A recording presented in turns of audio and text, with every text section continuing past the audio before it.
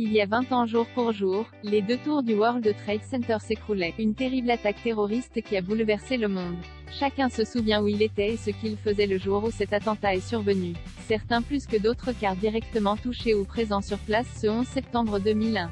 C'est par exemple le cas de François-Xavier de Maison, qui est venu parler de cette journée si spéciale pour lui sur l'antenne de France Inter ce vendredi 10 septembre. En 2001, François-Xavier de Maison n'est pas encore le célèbre comédien que l'on connaît aujourd'hui. À vrai dire, il n'est même pas comédien du tout.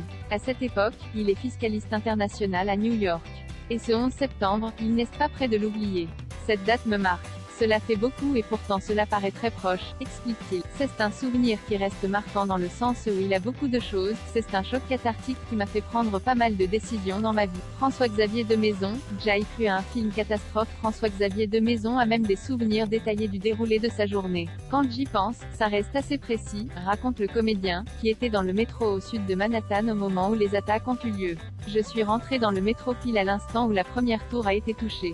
Quand je suis sorti du métro, je sortais d'une galerie marchande, et Jai vu les images sur une télévision. Jai cru à un film catastrophe.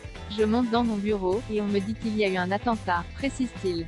Dans la rue pour rentrer chez lui, François-Xavier de Maison croise alors des gens qui remontent, complètement hagards, couverts de cendres. Une vision qu'il décrit comme apocalyptique. Arrivé à son domicile, le comédien ne peut alors que constater les terribles dégâts. Je suis monté sur le toit de mon immeuble, et Jai vu qu'il est Y avait plus de World Trade Center. La veille, j'étais encore à le regarder. Et puis il y a eu cette soirée où les gens priaient, se retrouvaient, où cette vie frénétique s'est tout d'un coup arrêtée, raconte-t-il.